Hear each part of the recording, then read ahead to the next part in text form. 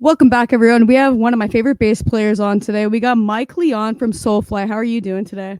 Hello, I'm doing fantastic. Thank you for asking. And you? I'm doing great, dude. Just Nice. laying back, just living life to its fullest. Living that Wednesday life. Yeah, It is Wednesday, right? I think so. Yeah, good. As long as it's not Thursday. Right. Not yet. Well, let's get into this. While doing my research, I read you started playing bass at 14. You know how to do slot bass, finger pick, and even just pick. What technique did you start with? I actually just started with fingerstyle because my first instrument, well, when I started playing guitars, my first instrument was an acoustic electric Ovation, Damn. and I tried playing with a pick because everybody's like play guitar with a pick, but I just couldn't do it. And it eluded me for years. I never really was comfortable with a pick. So back then I started just playing fingerstyle on an acoustic, Dang. and after plucking around on that for a while, my dad was like, "You should just play bass instead, because bass you play with your fingers." And I was obsessed with the Chili Peppers and Rage Against the Machine, so that was pretty easy move for me. Gear wise, not because like if you look at Tom Morello compared to their bass player, like Yeah, I know. different pedals, different situations. I had no But idea what a pedal was back then. I didn't even know mm, how to tune back then. dang, so like it was just like like when so you started guitar at 14 and then you went to bass straight after that. Is that what you're saying exactly? My first instrument was actually the violin. That's a difficult one right there, man. Yeah. So first time I ever played an instrument, it was a violin, and it was for school. I loved it a lot, but I was listening to a lot of rock. I come from a family. My parents both love rock and roll. It was always in the house, so I gravitated more towards the heavy stuff and the classical stuff. I've always loved, but I didn't want to necessarily continue a career with the classical. I wanted to play rock. Yeah. And so then the guitar came one Christmas. I got the acoustic electric, and then it was very shortly after that that I moved to bass. And there And was what a was your brief first time in bass? my life where I played the saxophone, but we don't need to talk about that. So we're not gonna get any saxophone on the Twitch later? No, dude, the day that I discovered that you have to like clean the spit out of it was the day that I quit. That is a true story. I went to it was again for school in band class, and I was trying to play and it was like not working, and my teacher was like, "When's the last time you cleaned this spit, whatever the hell it's called?" I blocked it out. It was a bad memory for me. It was a bad experience. And then I was like, "What is that? You need to do that?" And she was like, "Yeah, you need to do that." And then she like showed me how, and it was just like Ghostbusters slime came out of my saxophone. I was like, "I'm fucking done." Excuse me, can I cuss? You could cuss as much as you'd Hell like. yeah. Fuck the saxophone. Sounds great. Super hard to play. Got to clean it. Didn't know. Learned the hard way. Man, never went the brass way, but I always thought they looked cool. I went straight on with drums, and I was like too many fucking Too many pieces. yeah. And then not just that, you're working every limb. I'd rather be running around on stage than every limb in one piece. So then I was like, well, bass looks easy. No, it's a whole different ball game, but Yeah. how it Famous works, last words, they say. right? And then what was your first bass? My first bass was actually like one of those cheap, like Yamaha kit basses.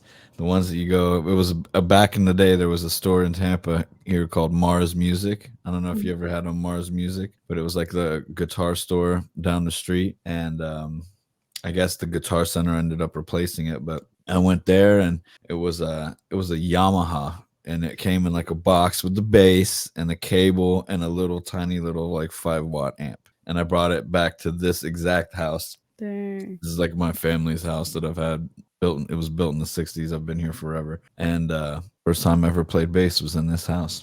I would sure hope you still do have your first bass, but you I never do. know. I do. Of course. If I saved all of these, of course I would save my. But that one's in storage in one of my many Enki cases, my trusty Enkis. Dang. Yeah, I noticed you have I've noticed you have tons of endorsements.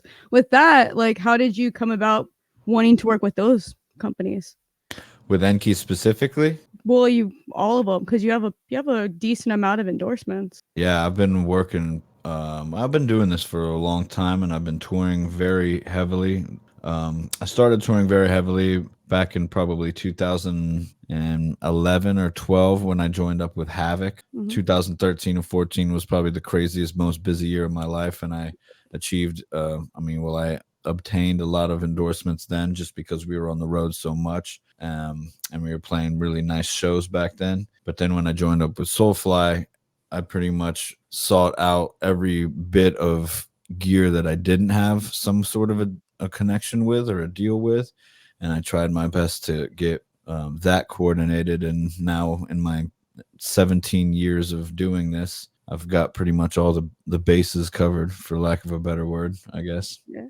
Cheesy, but it works. But yeah, it's just been just curiosity. I've always wanted to make sure that I had like good gear and reliable gear, and it's not just about like, it's maybe it was like the brands that I loved when I was a kid definitely helped me make some decisions. Like PV was one of those, and of Mhm. course ESP. I grew up like idolizing a ton of players that had ESP, Tom Araya being one of them, and the Metallica guys, of course, Slayer and all that. So yeah, that ESP was actually my first endorsement. Dang. Back in 2007, I got my first Tom Araya signature bass, and ever since then, I've just been. Now I have a wall of basses that literally every bass that's on this wall back here is an ESP. Because some of them look like Fenders in my eyes, so I was like, I wonder Yeah. if they were. No, It's that's a crazy. AP. That's a AP. That's a one of their acoustic electric semi hollows. Mhm. That is a Tommy Stinson signature that's discontinued. That is a vintage 4. That was like my main Havoc bass, and then mostly all of the rest of them are B series or F series, Dang. which I loved for And a I while. I know you came out with the signature recently. How'd you go about coming up with that? Any certain ones, like, from Yeah. back in the day? Well, I think it was maybe 2017. My artist rep Tony Rouser. Big shout out to Tony. Love him. Love him. Love him. We've had a very long relationship with ESP. He's been there pretty much the entire time I have, in one way or another. Yeah. And when he became my rep, and they came out with the B series, he sent me one of those because I was kind of struggling like with my identity a little bit with moving from Havoc to Soulfly, Yeah. being a 4-string standard tuning bass aficionado to a 5-string B standard, A standard, like super low tuning. So I kind of didn't know what to do as far as gear wise. It was a big change for me. So he suggested the B series was one of their newer products. Got me one, and I loved it. And I still have that same one right here. I call it Clayman, after the In Flames album that I love so very dearly, because it looks like it's made out of clay. And I've played that bass for probably 1,000 concerts, a couple recordings. And I fell in love with the B series. And then when it came time, very many years later, to design, they let me make a custom bass. Yeah. So the custom came first. It was the ESP custom shop from Japan. I modeled it very heavily off of the B series. So it's basically a B series with a sandblasted body, and a lot of the guts of the bass kind of stripped away, and basically just I kept what I utilize myself.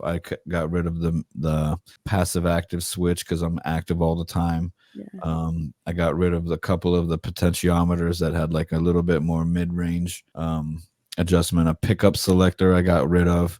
I basically just streamlined it so it was the 3-band EQ and a volume, and that became my custom with a brass nut and a rosewood fretboard. And then it was maybe a year or so later they offered me a signature bass because Dang. they liked how the custom came out so well.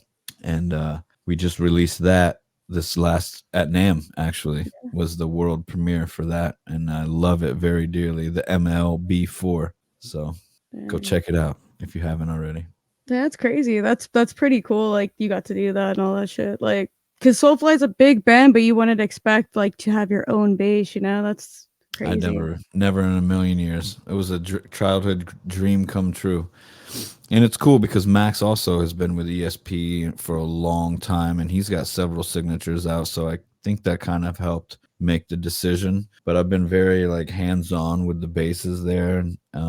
you know, I really try to push them into the hands of my fans and fellow bass connoisseurs. I'm always flying the flag really high, and I know they know that. So it's been really cool. It's been incredible actually to do that. Super privileged to have that opportunity. It's pretty cool because like you've been there for a long time, and on top of that, like the loyalty there, that's really cool of you to like push that. Was Yeah. it hard to go from 5 string to 4 string for you? I've always been a 4 string guy. It was actually the opposite. Well, I like, that's always what I meant. 4 string. Was it hard to struggled go to going 4 string to to the 5 string? 5. Yeah, I still kind of struggle with the 5, but at least I've got probably a couple hundred shows under my belt with the 5 strings. Now I'm a little bit more comfortable with them. The space between the strings is a bit smaller than I used to. I got these big old fat fingers. So getting in between them and doing like all the articulate playing was a challenge at first. I've gotten used to it. I like them now, you know, now that I've had some experience with them. Yeah. And I You have know, a B series that's a 5 string that I love very dearly. So you do some crazy shit, dude. You could do almost out of every bass player I've noticed on Instagram, because that's how I did discover you. You do awesome. some crazy shit, dude. You tapping, slapping, picking, finger picking. You can do everything. Thank You don't you. see that from a lot of bassists. Most of us just stick to like one situation, like I do. I just like finger picking. I've had to, it's been the amount of bands that I've played in and all of the different approaches to music. I've had to kind of find my own way. And I like to, well, I've always had an affinity for guitar players. Like as a bass player, I mean, obviously I love bass, Yeah. but I love a guitar solo just as much as the next shredder. Like some of my heroes are like Alexi Laiho and stuff like that. Like there was a point in my life where I actually quit playing bass for a small time, and I bought a guitar, an Alexi Laiho guitar, and I pretended to play Children of Bodom riffs, but I failed miserably. And I was like, I think I'll go back to bass. It was a humbling experience. You're like a little easier if I go back to the bass. He is a Yeah, crazy guitar player though, man. I jumped right into the deep end. Like, I'm just gonna learn Children of Bodom. It's like, man, usually people go for like Black Sabbath or something first, but I went right for it. Next would have been Jason Becker or Malmsteen.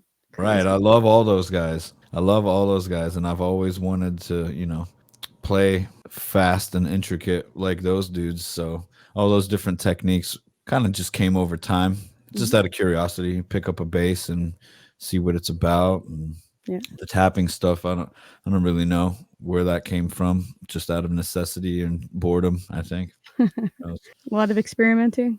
Yeah, just a lot of time backstage waiting for sound check and oh, let's try it. You know, watching a lot of there's so many insanely good players that Yeah. I'd watch and be like, what the hell are they doing? And I'd try to just replicate it the best I could, and that's what I would come up with. That's crazy. And then you've been in this industry for a long time as a professional. Is there anything when you started that you set that you wanted to accomplish that you haven't accomplished yet?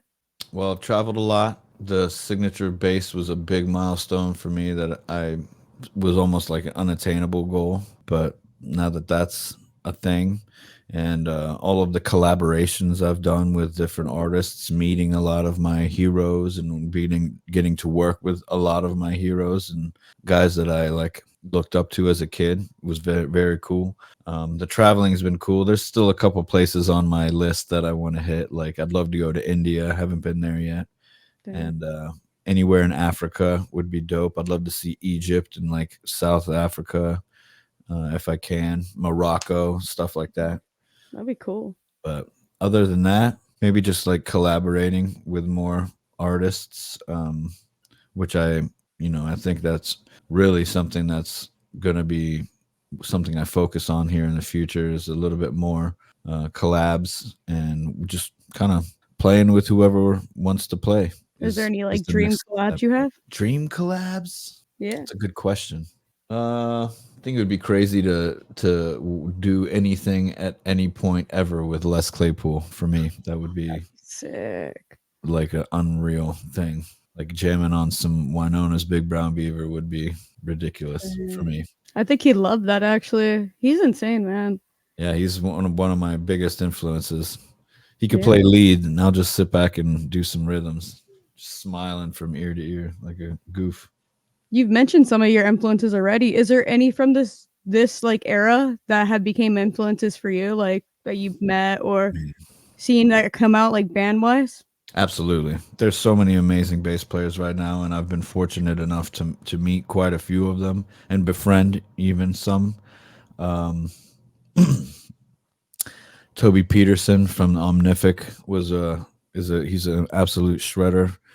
Got to meet him when they played here in Tampa, and then we kicked it a little bit at Nam. I had like a pinch me moment. Speaking of meeting like sick players, modern players, I was working at the Enki booth this past Nam where we met, and I saw Toby walk past. So I saw him, and I didn't realize at first who he was standing with. I just saw him, and I was like, "Yo, what's up, dude?" And he come walking up to me, and then I, give him a big hug, and then I realized, oh shit, he's right next to him standing. That was like there was like a trio of bass shredders, the trio, if you don't mind me saying, Yeah. of like absolute monsters on bass, and it was Charles Berthoud on one side and Jacob Umansky on another, and Toby right in the middle. And I was like, oh my god, this is a fucking, I just got into a situation, and it was like I got a little nervous, but I think I handled it well. We grabbed a photo, and I was like, you guys ever need anything, let me know. Did my little pitch. But Charles, I think, is one of the best, if not the best, bass players of modern bass players that walk the earth, in my opinion. Oh yeah. And I feel the same way about guys like Evan Brewer. He was a big influence for me. Maybe he was who I was watching when I started doing a little bit of that tapping stuff back in the day, and that back in the Havoc days. I was paying a lot of attention to what Evan was doing. He was playing out a lot more. Yeah. And then Nick Shinzelos, what a legend. I can't say enough great things about him. I love Nick as a player and as a dude and as a bro. Like I'm proud to say he's like one of my best homies that I've made in this business. And he just so happens to be an absolute monster bass player. So, and we both got to play in Havoc. You can't play in Havoc unless you're a shredder. That's a true fact. Exactly, because that's one of the questions there. Because you were in Havoc, you put out an album with them. Fucking great album, not gonna lie. Unnatural Selections. I mean, I think it's an underrated record though. I don't think it gets enough love because I've listened to Havoc since before they even made it. Like because they came out with Time Is Up. Everyone loves that record. You came out after that. I known them since they were coming. They always lived in Denver, but they'd come to Pomona Chino, and they'd play these small little backyard situations. I've known them since the Bonded by Blood days. Oh yeah, yeah, and it's to see the growth. You have to give David Sanchez fucking. He always picks the best players to be in his band. And it still stays to this day. Like Brandon Bruce. Oh my god, I was bummed out when he left that band. I was like, that was a crazy situation. I'm gonna skip that conversation. That's fine with me, man. Yeah, but you got to be a shredder. The prerequisite of joining Havoc is you must shred. Reese is a monster player. Pete's an absolute animal on the drums. Of course, you've got Nick Shins playing bass, and they're out right now with Chase Becker from Warbringer playing with them, and Alan Cassidy playing drums. Like, come on, that's a dream. That's like a power band. What do you call that? Super band. Super. What do you call it? It's I know what you're thinking. It's just not in my brain right now. How did you get into Havoc though? Like, how did you join? I met them in a dingy rock and roll bar on a day off from my band at the time. The Absence was on tour. We were playing this little dingy place, and for anybody listening, one high five for you if you've ever heard of this venue. But it was called the Championship Bar and Grill in Trenton, New Jersey. Really tiny place. Had basically a pallet, big pallet for a stage. Incredible chicken wings. I've had some amazing times in that little dingy rock club. But the Absence had played. We were on tour the day before. We had a day off because the guitar player had some family nearby, so we stayed there. Like, what are we gonna do on a day off? Well, let's go check it out. There was another show the next day, which ended up being Wretched and Havoc, and we had no idea who they were. So we just showed up and we're like, cool, whatever. They let us in for free. We're eating some chicken wings, drinking at the bar. And I hear this thrash, this madness coming out of the stage. And I was like, what the hell is going on here? And I walked in there and I sat down with my garlic Parmesan chicken wings. I'll remember this day for the rest of my life. And I sat there and back in the corner, there was probably maybe 15, 20, maybe 30 people. Mhm. in this spot, and there were just all 30 of them just fucking going crazy. And they're playing. They went into a Slayer cover. I think it was like Rain and Blood, and their Damn. bass player had like a anatomically correct tattoo of a skull, like skeleton fingers and hand, and he was slapping exactly that bass. This vintage four. He Yeah. had one of those, and I was like, "Damn, this dude's got sick tattoos and like sick taste in bass, and covering Slayer and slapping bass on Slayer." I was like, "This just become my favorite band." I'm sitting there like licking my fingers, fucking eating these chicken wings, and then they finished, and I was just like, ran right up to him, and I was like, "Dude, what the fuck? This is insane. Where are you? Tell me all about it. Like, let's go." And they were like, "Yeah, dude." So we ended up like smoking a little bit of weed in their van, and it was just like love at first sight. Pounded a bunch of beers, ate some chicken wings, and we got in touch. So then, lo and behold, a little while later, the Absence and Havoc ended up doing a tour together Mhm. with Full Blown Chaos and Malevolent Creation. It was like 2009 or 10 back in the day. And so then we got even closer, and our drummer in the Absence actually needed to leave the tour for a couple days, and Pete ended up playing drums. So that was like kind of like a furthering of our friendship and our relationship, where Pete stepped in and we got to play together for the first time. And that tour came and went, and then for a little while the Absence fizzled away, as they do. Yeah. And I kind of was like a free agent for a while. I was working for some bands, and David reached out to me and was like, "Hey, we got a little bit of a budget. We want to bring on a front of house engineer to mix us on tour." And I was like, "I don't know how to do that." And he was like, "Come to Denver, teach you how to do it. I'll teach you how to mix this band, and I'll teach you everything." And I was like, "Fuck yeah, let's do it." I don't know. I was like 23 years old, but nothing better to do. So I left and I went out with them, and we did an insane tour with Skeleton Witch. It was like 63 Mhm. shows in 65 days, which equates to 1 day off per month. Yeah. And we knocked that out and got even closer, obviously. So at the end of that tour, their bass player, Jesse, at the time, the dude with the sick tattoos, Yeah. he found himself in a different situation, and the band needed a bass player. And I was just right there, like ready. I had already known the guys. I'd lived Mhm. in a van with them, and they knew I had some chops because we played together. I played with Pete. We toured together. The Absence isn't really for any slouches either, as far as musicality goes. So it was a pretty easy transition. I just joined up with them in 2013 and moved out to Denver, and we cut the record, Unnatural Selection. I got it hanging on the wall right back there if you can see it. And worked with Terry Date, the legendary Terry Date, on that Nice. album. So it sounds amazing. And yeah, we recorded it all ourselves in a brutal winter in Denver. And then we toured it for about 2 years, extensive, full world tour, pretty much DIY. It was crazy. That's Oh, crazy. yeah. Did you get to, like, when you were recording that record, did you get to have your own, like, you got to put what you wanted to do on bass? He didn't give you like, "Hey, dude, I want this instead," or I came into it already within its process. The whole like the previous bass player leaving was Mhm. kind of like abrupt in a strange situation. So there was already some groundwork figured out.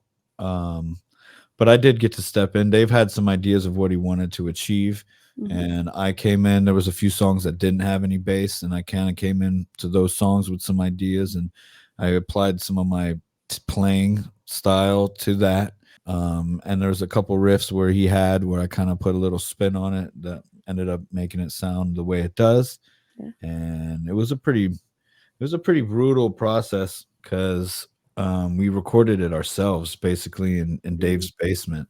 And That's crazy. it was mostly him and I actually. I have some engineering credits on that album because if he wasn't tracking somebody, I was tracking him or myself. I tracked a lot of myself during those bits. We did the tracking, and then I would leave it to him to place it all together, and I would track his vocals, and we were kind of like a sick ass tag team. We both tag teamed the drums. Um, and I think he recorded a lot of Reese, if I Nice. remember. And then we both kind of took over with the the bass and the gang vocals were last, but it was fun. I had a blast doing that album. And you toured with them quite like frequently, like you said. Did you, when you were learning their older songs, did you bring yourself to the when it, like learning them, or did you just stick strictly to what they're playing exactly on the record?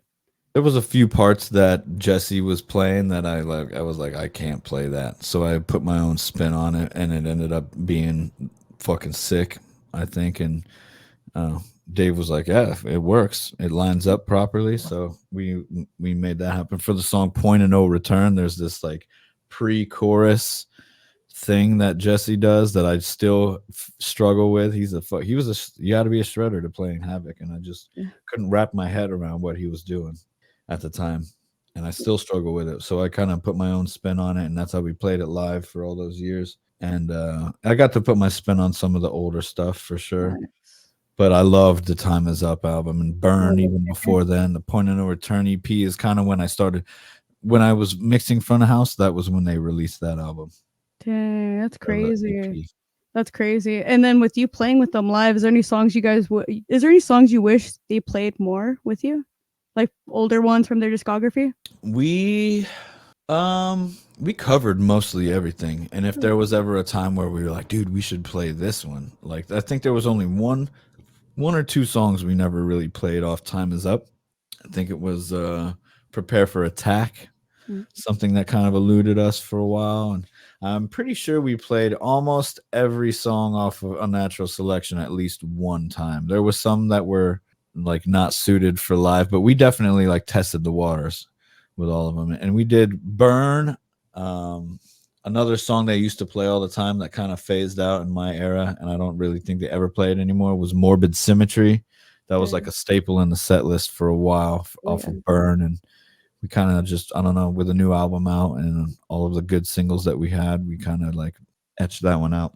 Dang. And so you've been in some of the biggest bands in the metal scene already. What have you learned from being in those bands? How to play fast, to put it simple. I feel like every band that I've been in my journey as a bass player has taught me a new set of skills that I didn't previously have before those times. Like the Absence taught me a lot about like being very Absence taught me a lot about timing Mm. and like just general intricacy of like how to space out like a triplet feel, to not just like flubbing them around, going from like a 4/4 to like a kind of a vibe. And I learned how to play really fast with the Absence. I learned how to headbang and play at the same time with the Absence. I learned how to cut the sleeves off my shirt and just do general rock moves. It taught me, that was my introduction to the stage, basically. And then Havoc is where I really refined like my playing. I was a bit proficient when I joined, but Havoc really pushed me to slap more because Dave wanted more slap, and I think that was like one of the tactics that Jesse he could do it, but I had a little more, I guess, time with it or interest, maybe. I guess he's very much a left-handed like riff finger player, and I'm still would consider myself more of like a right-handed like technique guy, and that's why going to Havoc I put a little bit more slap into the stuff, and you can hear the difference between Time Is Up Yeah. and then Unnatural Selection. A lot of the popular riffs, I guess, have like some slap in them. Like a lot of the singles were very slap oriented, like Mhm. Worse Than War, damn near the whole song like is like a slap style mixed with a finger style here and there. And Give Me Liberty or Give Me Death, the chorus is like all slapped. But it's not all about that. I mean, it's just kind of like whichever parts of the song needed that feel. It's good to have those tools in your belt because it accentuates those parts a little bit better, maybe one way or the other. So that pushed me big time for that. And it taught me, Havoc actually taught me how to scream and play. I never did gang vocals or any sort of really vocals before then, but it taught me how to multitask in that way. And then obviously Soulfly took over a lot more screaming, Yeah. screaming full verses and stuff like that. And Soulfly taught me how to groove, because there was all that introduction of like the reggae world music style where it was a lot more pockety than anything I'd ever played. Probably like the slower tempos, the most slow tempoed songs that I have in my repertoire would be like the groovier slow soulfly songs. Dang. But it's been, I mean, it's a lot. I could keep going. The Arsis, my short time in a Arsis tour, holy shit. I barely retained any of it. I was flying by the seat of my pants trying to keep up with Brandon Ellis and Jim Malone, you know, and Scott, not Scott, Sean Priest, insanely good drummer. Because I took the place of my buddy Noah. He was he had to sit out a tour, and they thought of me because we had done some shows in the past. And man, I never have had to do so much homework, dude. I felt like doing like it was like trigonometry, you That's know, crazy. trying to learn all those Arsis songs, going fast. Those guys write some fast technical stuff, but that taught me a lot. Dang. Like with a lot of the stuff you play, it's like three like finger picking. If you're doing that, like it looks like 3-finger type of shit, man. That's because it's fast as fuck. Yeah. And then sometimes we're picking, man, because like a lot of that, like a lot of the bands you've been in are fast paced bands. They're really fast. That's what I've learned. And sometimes, like you were saying, 3 fingers wasn't even cutting it. And when I started playing with Cavalera and doing the Beneath the Remains of Rise stuff, I developed this technique where I had my thumb, because my pinky's like way too tiny and like super weak. I leave him out of it, mostly for balance.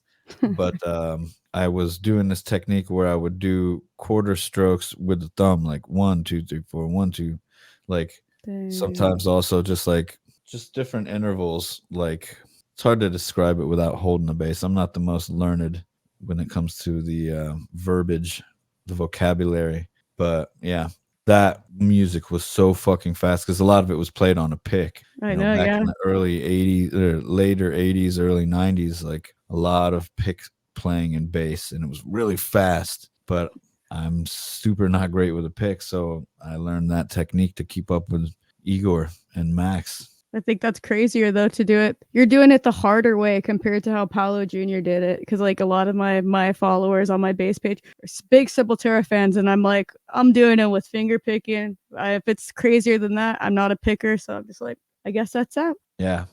Paulo, it didn't even actually record, from what I've learned in my time. He didn't even record a lot of the bass on those, or any of it on those 2 albums specifically. I think he started playing in the Roots era, possibly maybe a little bit on Chaos AD. I'm not sure, but it was either Andreas or Max that tracked the bass back then. And to jump into that, knowing that, and then also playing it with my fingers, I definitely developed like a very different way of playing it. But I am confident in saying that when we did those tours, probably the tightest that band had probably ever played those songs specifically, probably ever, when it was like myself, Dan Gonzalez from Possessed playing guitar, and of course Max and Igor. Like, whoa, there was some magic happening back in those times. Like, well, they're already a tight act already. Max and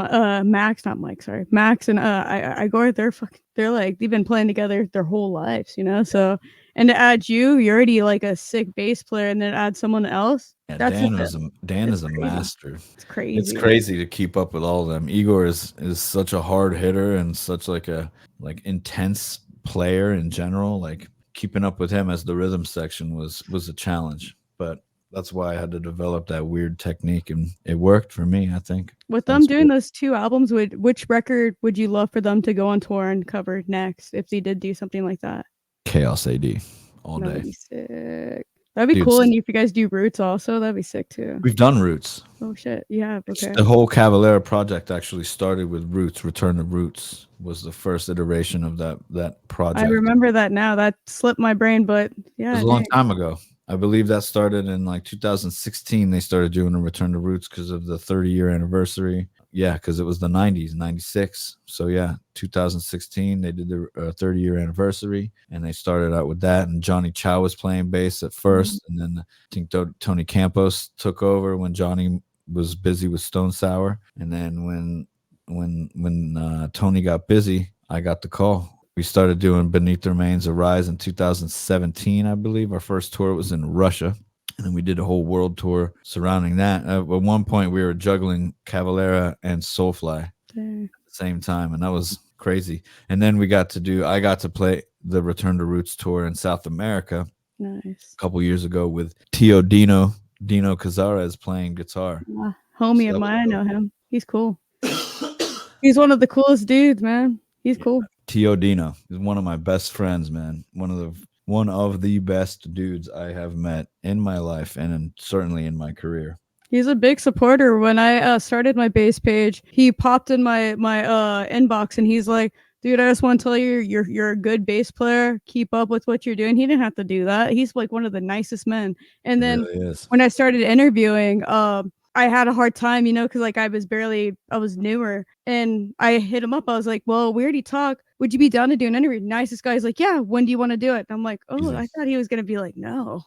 Dude, he is so Nicest. down to do anything all the time, and he's always in a chipper mood. I love him. Touring with Oh, Dino was like some of the funnest times I've had on the road for sure. I I bet just he actually seems got to work wild. with him in the Fear Factory camp at Welcome to Rockville.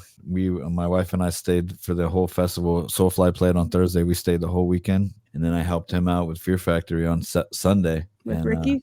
had a blast with Ricky. That's right. It was dope. I got to listen to their in-ear monitor mix. I brought my own in-ears, and I was just basically handing Dino his guitar when he needed to say, "Hey, you want some Damn. water?" It was easy. I'm But surprised that you didn't take like you didn't end up going into the a whole Fear Factory thing because I already knew that you toured with him, so I figured that would be one of your things. And I saw my buddy Ricky. I'm like, fuck it, he's a good bass player too. you know why? Why? You already Because you're know the answer. because you're going on a big tour. No, Oh, because because you finger pick. I can't play Anyone's with a picking. pick. Oh, yeah, I saw that, but I feel like you could keep up. I don't understand the whole pick situation. I feel like But hey, that's what that band calls for. Just very strong and articulate, consistent. yeah. I get it, and I've been practicing, just in case that opportunity ever were to arise. But it's fine. I've got my own stuff going on, super busy, and the door is like never ever closed. Yeah. You know. Well, I feel like it would have been another full circle moment because you'd be taking over another gig that Tony Campos. I mean, you never know. You never know. When going into Soulfly, like, how did you learn his parts? Did you, like I said, with the whole other thing with Havoc, did you take him to be your own, or did you learn him exactly like his? With Soulfly, it was totally different. I have pretty much Max ended up giving me like carte blanche to do whatever I want Dang. with the bass there, as long as it matches up and as long as I play with ferocity and That's amazing. headbang with him. Yeah, How did that gig come about? Like, you just knew him, and he's like, "Dude, you're a hell of a bass player. Come on, yeah." we toured together. Like most, it's been like such a crazy process meeting folks on the road, and developing a relationship with one another and keeping in touch. When I was with Havoc, we did that the Unnatural Selection World Tour. We had a single, "Give Me Liberty or Give Me Death," and Max was super into it, and he talked about it in the press. And he actually reached out to us and offered us a direct support gig with just Havoc and Soulfly, and we did that in 2013. And it was fucking awesome. We jammed every day. Max would join us on stage. We actually played "Give Me Liberty or Give Me Death" with Max on Nice. guest vocals in the Viper Room on Sunset. There's Dang. video of that on YouTube. That was like a pinch me moment, you know. And I never would have thought, like a few short years later, that I'd be jamming with Max and eventually his brother playing like Soulfly and Sepultura songs. But that was the first time we ever shared the stage together. And what age did you get into like Sepultura and stuff? I asked because you are playing their stuff now live with the band with Max Cavalera. Come on. I didn't get into Sepultura until a little bit later. I was really into death metal because Mm, I'm from Tampa and everybody was like, "Oh yeah, I think Malevolent Creation for me, like one of my favorite bands ever still was CKY. And if you watch all those movies from back in the day, Little band. Bam was putting all kinds of sick death metal and stuff like that. So that's how I found bands like Dimmu Borgir. That's how I fell in love with In Flames, Dang.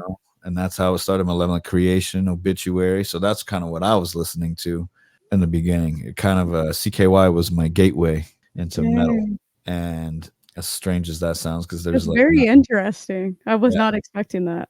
right. it's a weird move. But Darren Miller, the songwriter for CKY, has always been like a very outspoken metalhead and wearing Malevolent Creation shirts, and then all of Bam putting the music into the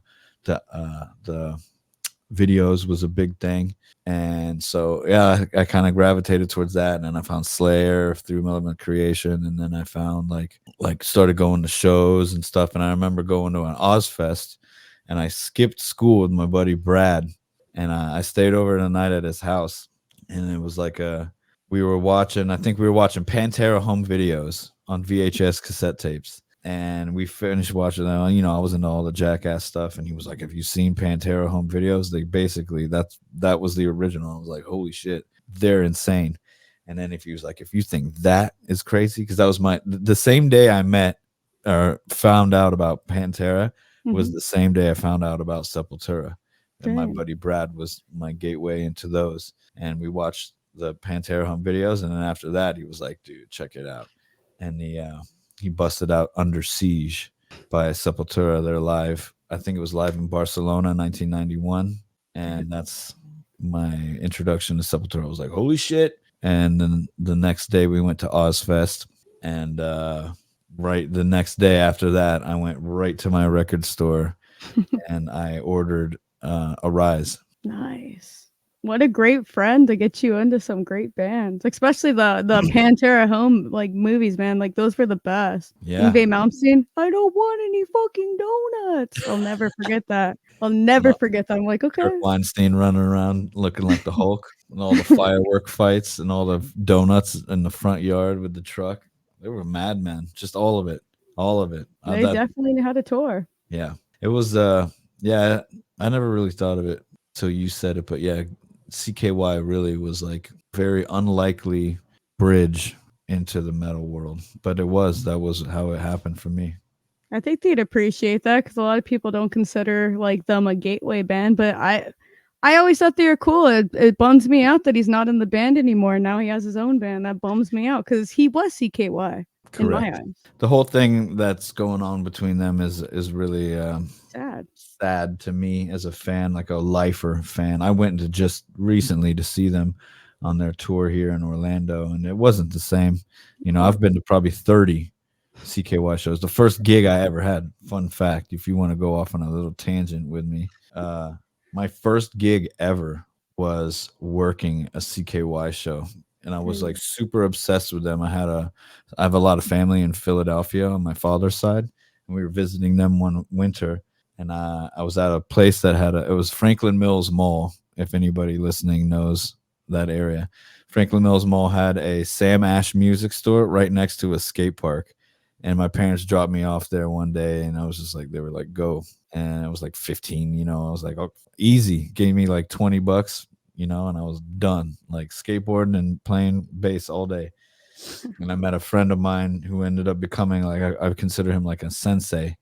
He taught me so much. His name is Matt Citronbaum, and he worked as a company called Bent Forms. I met him that day. He came up to me when I was playing CKY with my fingers on bass, but playing the guitar parts. And he was like, what are you doing?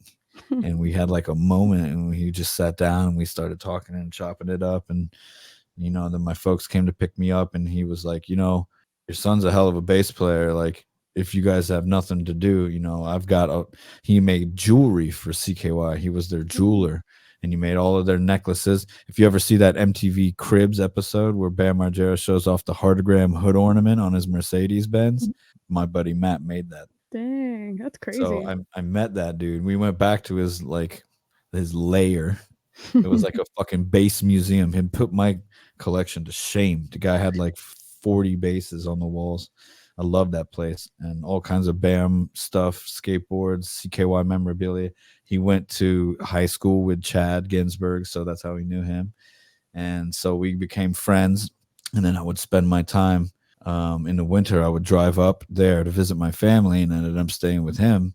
And one of those winters, CKY was playing a show. Actually, it was like Halloween time. They used to do this thing called Hellview, where they would play the Electric Factory and do this big like Halloween party where it was just CKY playing for like 2.5 hours. And my first gig ever was filming that show. I have a photo of me doing it on my Instagram. Actually, if you throw it Got to go all the way back to like the way back, early 2000s. way back. Yeah, it happened so long ago. It was like way before even I think the internet barely even existed. But Damn. I've done a throwback Thursday since then, and you see an unbearded, untattooed me with black hair, filming CKY in the background. No one's gonna believe it's you, I think. Not gonna lie. Yeah, We're all yeah. used to the beard and the tattoos and the long hair. And the I brown was hair. like 16. Yeah, I was like 16 back. That's crazy, dude. And that must have been a crazy show because they were one of those crazy bands where the fans were insane live. Yeah, it was. Crazy. Those I cherish those times. Those I would. were that definitely was like a reason why I wanted to rock. It was their influence specifically, and like of course we got to hang out with them, and I've got some pretty fun CKY stories being like a 16-year-old hanging out and at House of Blues Atlantic City drinking Crown Royal backstage with Jess. Like that Man, fucking happened. And I mean, yeah, it was just like them, they changed my life, those guys. They gave me a shot and it changed my life. that's pretty cool. One of the bands that got you into everything basically became friends with you. It's like kind of like a happily ever after story. Yeah, that's what set in motion that whole thing. Like to go back to what we were saying in the beginning of the conversation, like, those moments, those goals that you have, those things that you want to achieve in your life, that was like the first chapter of what would end up becoming many, of meeting my heroes and befriending them and working with them and set Mm, forth a lot of things in motion that that's we are. crazy. And I'll go back to like because I did a lot of research on you. You've been in a lot of bands, and we've already quite talked about like a lot of them. How did you juggle all that throughout your career so far? Because you've stayed consistently in a lot of these bands, like The Absent, Cavalier Conspiracy, Soulfly. You did the album with Igor. You did so much already. Yeah, I've earned all of these gray hairs I have in my beard, no doubt. That's where they came from. Okay. That's where they came from. Yeah, yeah. Juggling all the projects. it sounds it sounds like a lot when you say it all together, but honestly, it was. I've been doing this. I think I'm in my 17th year of like music Mhm. professionally, and I got started when I was really young. So I think that was part of the how I ended up getting so much done so far. I just celebrated my 37th birthday in April, about a month ago exactly, 420 birthday, and yeah, it's been challenging for sure. I've always managed or tried to stay busy no matter what, even if there was like something, even during the lockdown, when the COVID hit. That's when I took that time to start paying more attention to branding myself and doing the Twitch thing that ended Mhm. up becoming like a really cool avenue for myself and staying very busy during a very unprecedented time. I learned a lot about myself. I learned a lot about like tech and broadcasting, which was really cool. So, yeah, it's just been kind of the luck of the draw. I mean, it was something I always say to young folks or folks in general that want to do music as a career is one of the biggest things you could possibly do is just to say yes. Say yes. If an opportunity arises and it presents itself to you, say yes. You can learn how to do it. You know, that can come with time if you put that effort in. Effort you can control. Opportunity, that is the X factor. So when something comes up and it presents itself to you, say yes. Another thing that's a good tool is show up. You want to be a part of a scene or a community or something like that. Make yourself present, make Sure. yourself available and known as an option, that hey, I'm into this thing and I'm available if need be. I have the interests, and that's pretty much how it's all come together over these times. It's always been like, hey, you're a bass player. And I was like, yep. All right, cool. Jump in the van. Like, I didn't know how to mix front of house audio, but Dave was like, yo, come figure it out. And I was like, all right. And that turned into a full time gig, and it ended up becoming a full time gig that got me the first time I've ever been on the Billboard charts with a pretty successful album getting to work with Terry Date, a massive producer. That was my first like experience with that, and Mhm. just because I said yes, it was like chain of events. But it all starts with that opportunity. You have to be I, there for that opportunity. I agree with that, man. If you don't say yes, where are you supposed to go in this industry? I tell a Mhm. lot of people that because they don't get it. They think that it should just be handed to them compared to you have to put the effort in. And if you don't, you can't expect to go anywhere, you Correct. know? Nothing worth doing in life will be handed to you. For the general population, I can say. There's I, obviously some situations where that happens, but for most of us out there, you gotta grind. I agree, man. No, and a lot of people don't understand that. That's what I've learned. Um, I always like to ask, do you have any tour rituals? Tour rituals. That's a great question. Um, a lot of tea. Tea before performances. Always. Especially when doing a lot of vocals. I try to get like a lemon ginger tea with actually some like lemon juice, Nice. and a little bit of ginger, a little bit of honey. I warm up by doing like a bit of like Mongolian throat singing in a way. So Nice. it's like not straining my voice, but just like warming it up a bit. Just getting limber, like getting loose. There's a couple, I guess no, I don't really know. Other than just like standard prepping for like the gig, not too many rituals. No, I don't like to eat a few hours before I perform because I've had experiences where I ate too soon and I'm just like, oh, struggling, or I go to scream and like a little bit of Oh, sushi pop out or something. You never know. It's a little hey, your surprise for the family front catch row. that and it'll go in their freezer like people do with the Gene Simmons blood. And then it'll be on an MTV Cribs like Sebastian Bach Well, did. I'm just Mike Leon spit this piece of raw sushi at me 13 years ago. imagine it stinks. It's all moldy. Yeah. Yep. Stuck in their hair, and they're just like, oh my God. You never And know. you talked about earlier that you started with the whole doing like the gang vocals, background vocals with Havoc, and then you got into the more screaming certain like in Soulfly, like how you do. Did you go about trying to kind of learn to sing a little bit so you don't scream your voice out, or do you have any things you do like that? Kind of happened on accident. I mean, I used to be a pretty heavy smoker. Like, I used to Mhm. smoke a bunch of weed, and I even smoked like cigarettes. It's been like over a decade since I've had one, but back when I was a kid, when I got my first car, when driving around listening to fucking Malevolent Creation, doing death metal growls in my car, driving around, picking up my homies. I used to like smoke and scream at the same time. And I never thought anything of it until I was driving around with a buddy of mine who did vocals in a band. And he was just like, I was doing that and we were doing it together, but I would like take a drag of my cigarette and then Mhm. scream. And he was like, how the fuck are you doing that? And I had never, I was like, oh, isn't that what everybody, I don't know. Like, isn't that what Lemmy does? Like, I don't know. Don't you smoke to like sound sick? And he was Yeah. just like, that's crazy. So I just kind of started doing death metal vocals in my car and trying to find my voice. And I always idolized dudes like, I think one of my favorite vocalists is Chuck Schuldiner from Death, Ooh. being a fellow Florida man. I've always been completely infatuated with his music in general, specifically like the latter albums, like Symbolic. I'm a big Symbolic fan. That's probably Same my here. favorite Death album, and Sound of Perseverance. So I Mhm. like that, like higher, like very controlled, very articulate. His enunciation was is my favorite part.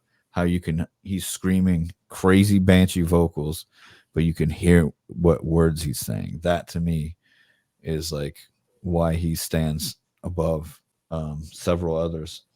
Dang. So guys like him, I really like loved, and then Alexi too. Probably scream along with Alexi. Not on the same level as I think Chuck was, but I think we were all like kind of influenced about with Chuck, I could say, and yeah, it kind of just it came to be that way, and I don't know. I will say that Jamie from the Absence taught me a couple little tricks when I was jamming with them. He was probably the first person or the only person to ever give me like pointers how to scream and how to control your voice. And the Absence was my first introduction to doing any sort of vocals, like Nice. live or in any way on an album. So he taught me a little bit, but it's both mostly just been trial and error, you know. And we're What talking will about like you singing, so now let's talk about how you've written a lot of bass stuff. Do you have any favorite bass lines you've written? got a couple cool ones that I'm pretty proud of. I'm really stoked on what we did on that Unnatural Selection album. I think that might be my favorite sounding album as far as bass wise, because Terry Date was involved with that album, and he's just such a monster producer, and he's worked with so many bands. Like when there was time for like the editing notes on like what we wanted to happen, I was like, make me sound like a mix between Rex Brown from Pantera and Incubus's Science album. That was my only note. Like I want to sound like that because he's worked with both of those bands. That's crazy, man. Yeah. So I was like, just do that. And I think That's a huge different like genre very, situation. That's crazy. but the bass on that album sounds fucking great. You know, and I was playing all the ESPs. I kind of had my thing dialed in that era. For me, I found my identity back then. That was at this point. I think it's over 10 years ago. I think we just celebrated the 10-year anniversary of Unnatural Selection last year, so it's 11 years coming up in June. And I still don't think it gets enough credit. yeah, it was. It's hard to follow. Time is up. I just Time like is I Up feel like it doesn't get any credit. Like I feel like it's like it kind of gets like thought after. Like everyone's like, oh yeah, they came out with that record, but like that's one of their best. I'm not trying to be mean. That's one of their best records. Well, like I have it on vinyl on my room. I think that's one of my favorite albums. Hanging right there on the wall, right there. I'm too blind to see that. I'm not gonna lie. I'm still blind with these glasses. Not gonna lie. Yes, there he is, right there. I got all my albums. Oh, I can see it now. It blends in with all the red over there. I know, it's a mess. But yeah, so the Havoc stuff was really cool. I'm really proud of that. I'm also really, really stoked on some of the stuff that we did for the Gift for the Obsessed album that we did in 2016 with the Absence. I think the bass sounded really good there, and I definitely got to shine a bit more on that album than previous albums. That's the first Absence album that has any kind of slap bass, and they let me kind of go wild on there, you know, doing a little bit where I could. And then the Coffinized album that we released during COVID, I guess they've released another one since then, but I think it was 2020. I think it was 2020 or 2021. We were right in the middle of the lockdown. I can't recall exactly, but the Coffinized album has some of my favorite bass that I've done.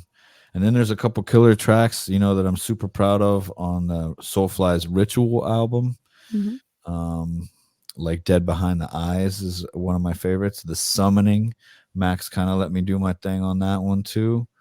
What's another really killer tracks? Some of the stuff that we did on Totem on the last album was really cool. Like Filth Upon Filth is a lot of fun, a lot of slapping in that. I think one thing that I'm proud of in my career is that I brought a lot of slap bass to bands that have not previously, before I was there, had any. Yeah. Like the Absence. There was some slapping stuff in Havoc when I got there, but I really pushed it when I was in that band. And then Soulfly for sure. And then being able to slap some of this stuff. I wish if we had a chance to record Beneath the Remains and Arise, I was slapping all over the place with those albums live. You can check videos. I know he's re-recording those. I'm surprised you're not doing the bass on them. I was trying to look that up when I was. Is he doing? I don't. Yeah, this is. Well, he's re-recording. Which one was it? Because I know he's coming out with something this year. They just did it already. I think the Schizophrenia album. Yeah, and I was like, because I did my little research on your discography, and I was like, okay, well, why wouldn't he have you do that? Unless he could have done it too. But I'm not sure.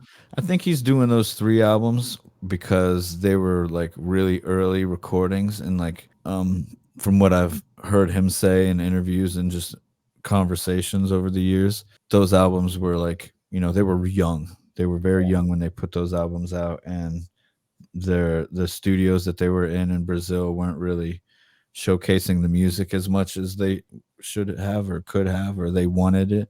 So they were re-recording that one. But I feel like the era that I was involved with the Beneath the Remains and Arise Mhm. albums was they sound great because that's when they joined up with Scott Burns. And for Beneath the Remains, they flew Scott down to Brazil and he put his touches on that one. And then for Arise, everybody flew up here to Tampa, Florida, and they recorded in Morris Sound Studios about 20 minutes down the road from here right now, Right. I back in just the it 90s. would be cool if you would have done this newer one he just dropped because to kind of compare the bass from that record, the original to your playing, it would be interesting, you know? I don't know because you're a different player than well I guess it would have been like you said it was Max or Andreas. So Yeah, I'm it's fine. I don't mind it. It's those albums for me weren't really the ones that I flocked to, I suppose. I'm super happy to have been involved with the Beneath the Remains and Arise because yeah. Arise was my way that I discovered the band, and Mhm. as a Tampa native, that's one of the seminal albums that we are super proud of as, the Tampa death metal scene. Sepultura really pushed the bar really highly. So being involved with that was really cool, and I wouldn't have changed any of it for the world, honestly. Some of those older albums are, I don't know, I don't want to say the wrong thing here, but just maybe a little too black metal for me. Not Eh, really the biggest black metal guy. it happens. Most likely would have ended up playing with a pick on those, just because that's kind of how the songs kind of need that a lot more tremolo picking. Makes sense. Well, I'm gonna go back to touring. What would your dream tour lineup be with Soulfly? Dream tour lineup with Soulfly? Like who would if I could build a Yeah, bill to if go you out could with? build and if you want a headline, if you don't want a headline, what would you No, how I would don't your want bill a go? headline. We headline all the time, and I would love to go back to like a 3 of 5. I think it would be really cool bands that exist right now. I think it would be really cool to do something very like eclectic, but also kind of giving that nod to this resurgence of new metal that's happening, kind of mixed with this resurgence of these older like heavy bands that are starting to jam again. So I think honestly, like it would be super dope if we could do something like I'm just spitballing. I haven't given this zero thought until you asked me. But I think it would be cool to jam with like a band like I don't know, maybe Kerry King's band. Ooh. A band that would be fun to tour with those guys because a lot of these dudes have toured with Max and whether it was Sepultura or Soulfly back in the day. So I feel like that chemistry is kind of there and that like fan base is kind of bridged a bit. I think it would be cool to include bands like maybe like Gojira be Ooh. dope. I would be really stoked in that, and maybe like on the more new metal side of things, I think it would be fun to do like some dates with Corn, Ooh, that'd be and sick. then maybe have like Pantera headline. That'd be I would buy a I ticket to don't know that, not who gonna I don't lie. know who would play where. I would be fine with first to five, Mm. but I think that would be dope if it was like I don't know, Kerry King, Soulfly, Gojira, Corn, Pantera.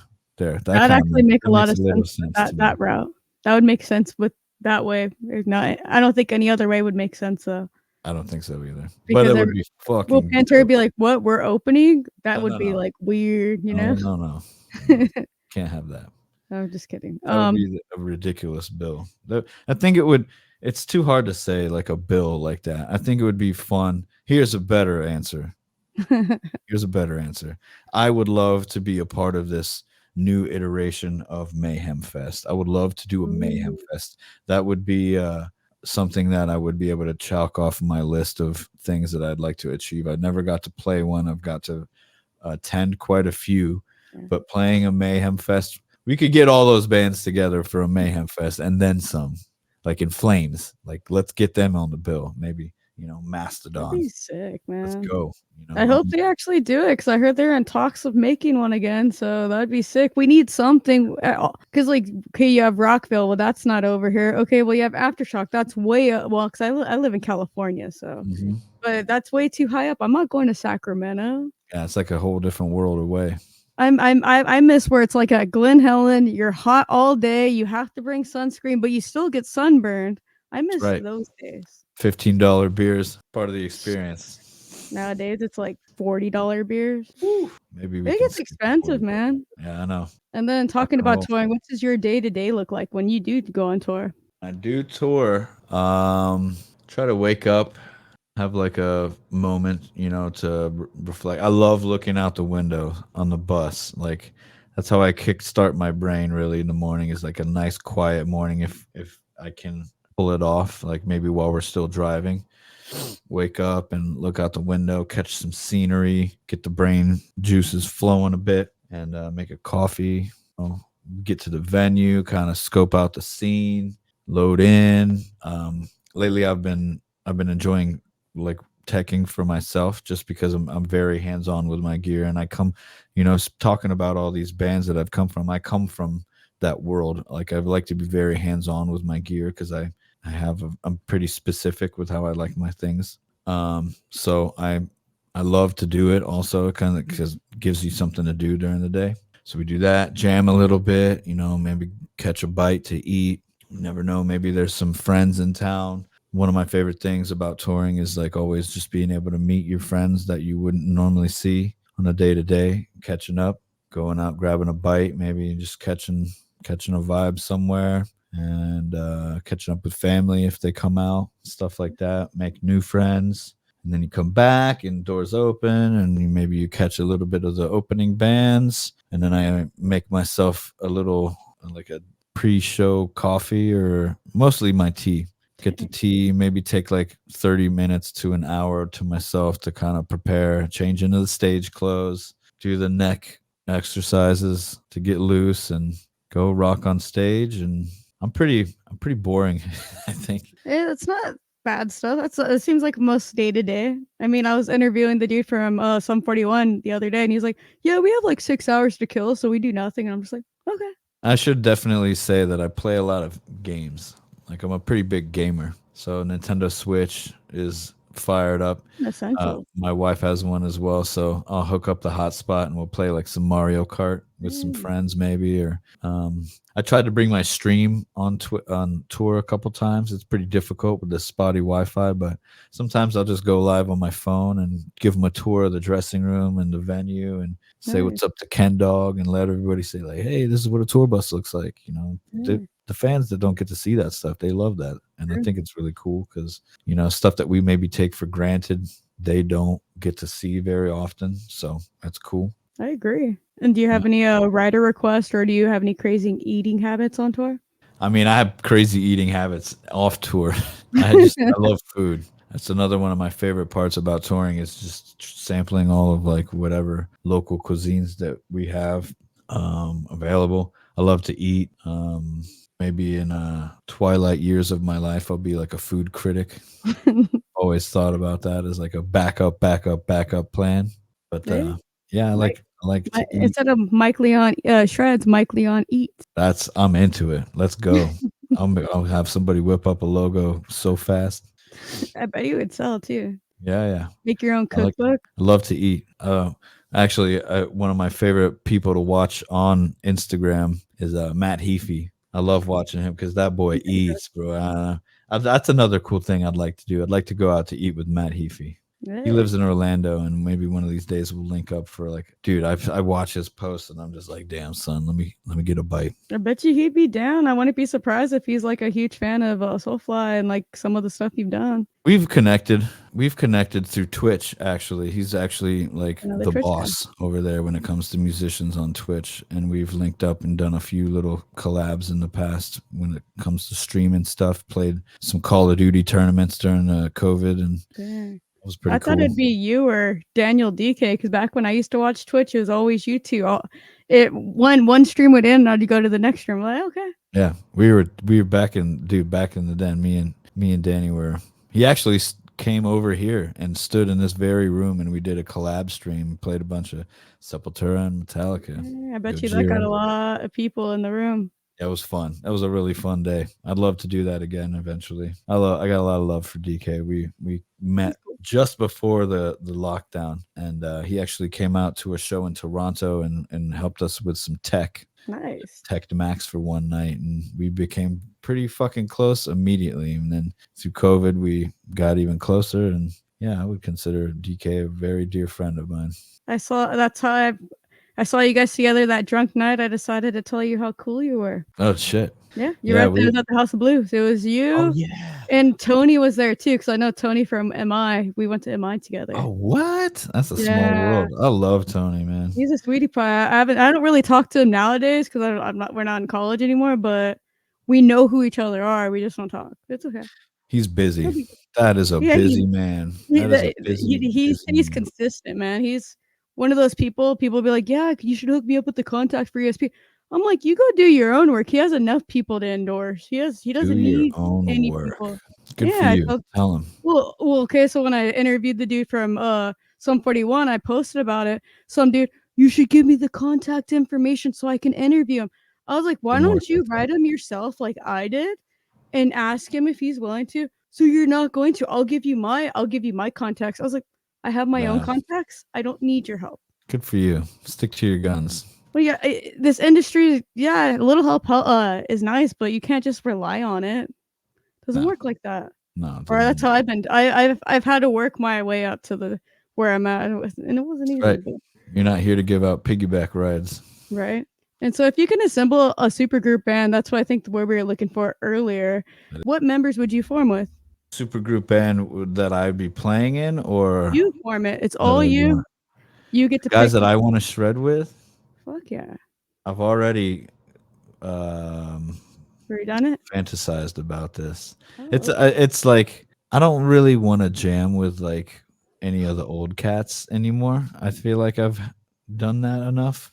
yeah. I think if I could make a band that would be really fun to listen to and we'd make really cool music and have a really cool vibe. Mhm. I've thought about this very, very often. Um, and it actually has a lot to do with the Twitch world. This Oh, was a shit. big thing back then. Um, I would like to do. I would want Pete Weber on the drums because Ooh, he's one of the best, if not the best drummer I've ever played agree, with, and agree. he's my fucking boy.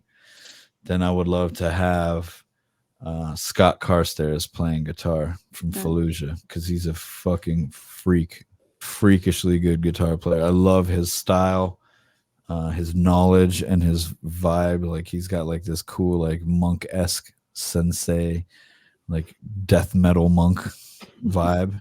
I've known Scott for a very long time, and I think he would be a cool addition to that trio. And then, of course, for a little bit of madness, Danny DK on fucking rhythms and leads. Ooh. I could swap. Imagine like that's just so different, two different vibes. But I'm not just like if we're gonna answer this question, I don't want to just make music with that band. This is a band I'd want to play live with, Ooh. and then Kev Moeller on vocals. Damn. Those This are is the boys. interesting. We would all hang out, dude. That's the thing. Get us in a Sprinter van and we'll go town to town, just having a blast. I think we need to make this happen. I think this needs to be the next step of your career when you're not playing with Soulfly I or try Trouble to Artist make it too. like an attainable goal, and I feel like with Eh? a couple of phone calls and cold Modelo's, we could probably make that happen. I don't even think you need the beers for a DK. I think you'd be like, "Dude, I'm down." And then you'd be Yeah, like, I'm on 5 right I now." have flirted with this idea with all of them, and they're just like, "Fuck yeah, that'd be sick." But it's like we're all every You guys are person all that in I just tandem. named is so fucking busy. Like it's a fantasy, but hey, It's an attainable fantasy that can actually happen just when you guys are free, which is never. that's the thing. Well, when we're like 60 years old, and, All hey, gray remember beards back in the down to your day, we thought knees. it'd be fun if we got together. Like, let's do it. And then another thing I wanted to ask, you've already played with some crazy bands. What band haven't you played with that you'd love to play with live? Like, because you've done festivals with so many bands too, but one that would actually be that hasn't been on a festival or a tour with you. That I've never played with ever. Metallica. Dang, I'm surprised. I don't know. I'm kind of surprised with that because like Max Cavalera and Metallica are friends. Yeah, It's like but you're around that era. you never know. When that call happens, I'll be there to answer it. Though that's like another one of those pinch me moments. I I think guess. take Five Finger Death Punch off of the tour and then put Soulfly. I'm just kidding. I'm just kidding. I'll probably get some like haze for that because there's a lot. Their fans are like No Swifties, shade. man. No shade. There's some Swift. They're like their fans are like Swifties, dude. I'm just gonna Yeah, say that. yeah, yeah. There's a lot of those out in the world. It's okay. And then you do stream on Twitch. How'd you get into that? And do you feel like you got a bigger following on bass from there compared to the band you've been in? That's a very difficult question to answer, and I don't have any sort of data to back that answer. I don't think so. Um, I will say this. I can answer it this way. Twitch opened the world maybe to a lot of audience that didn't know. Mhm. Maybe you knew the band I was in, but maybe you didn't know. So that was part of that, finding myself and like branding myself during those times. Maybe people got to see like not just the lunatic on stage, but like, hey, I can crack some jokes here and there, and I might play some Primus for you. You know, they didn't maybe know that side of me, and I'm sure that I've made some fans in that respect. Some maybe metalheads, people that aren't metalheads might have found the stream and they were like, oh damn, he plays some Chili Peppers, he plays some Primus, he You play plays a some little bit. Incubus. Not a lot of people really know that. You wouldn't know otherwise. But then of course you have most of my career I've been playing with like extreme bands, Mhm. so it's definitely hard to say. Like that's kind of what I'm known for, and it's Yeah. 17 years compared to 4 Yeah. Twitch. So, but it And then definitely helped. It definitely like exposed me and my skills, I suppose, to um, more eclectic audience that might not have found me otherwise. I agree on that. And then you have quite a bit of tattoos. Are any of them you got on tour or the like milestone tattoos from your career? I guess so. My first ever tattoo was when I was 16 years Ooh. old. I got the heartogram. I even got one hanging right here. Look at that. I'm a Damn. Swiftie for Ville Valo, just so you know. When it comes to him, I'll fight somebody. I don't want to. I'll fight them with love. But I love that band and I've been a huge fan. I had the chance. I was within like 20 feet of Ville Valo at Sick New World Festival, and I was so fucking nervous. I've met so many like rockers in my life, but he was like this. I couldn't I couldn't do it. My wife was like, "Go, go, go! He's right there," and I was like, like froze, and She I'm probably had a full of drag. regret. Excuse me, but yeah, I've gotten a few tattoos on the road. This whole entire sleeve here is all scary stories to tell in the dark. If you ever read that book back in the day, I was thinking that you're just talking about scary stories that's happened to you in the dark. But well, I mean, I could dedicate a whole leg to that, but dang, that's cool this though. is all artwork from those books. That looks cool. Yeah, and I had a dude who's really into the same kind of art. The original guy is named Stephen Gamel, but he's Mhm. passed. He was an Dang. older gentleman. But I had a good buddy of mine who's like also a very big fan of that art style. Um, his name is Chad Worley, and he's from Ohio. During the Twitch days, I actually commissioned him to make my logo in the same style as Dimebag? those It looks like Dimebag. drawings on my arm. Oh. I was gonna say it And looks like Dimebag a bit. yeah, that's me. Like, actually, that's a still shot of a move I was doing on a Havoc show. Actually, back in the day, Dang. That's we were crazy. opening for Megadeth in the Netherlands That's at the crazy. Into the Grave festival of 2014. It's a still shot from a video that I was like, dude, Michael Jordan, the most iconic like logo ever was a silhouette, Right? and I've made that one. And that's actually the same artist that we commissioned to do the Coffinized album for Nice. the Absence. We've worked together on several different projects. I love him. He actually, yeah, he redid my logo as well. Dang. Can't really That's see pretty it. cool. A little bit of coffee on that one. Dang. And then you've already done quite a lot in your career. We've already talked about some of the things you'd like to do, but do you have any other bucket list items you'd love to accomplish? I think we pretty much nailed it. Play with Metallica, Mayhem uh, Fest. Mayhem Fest.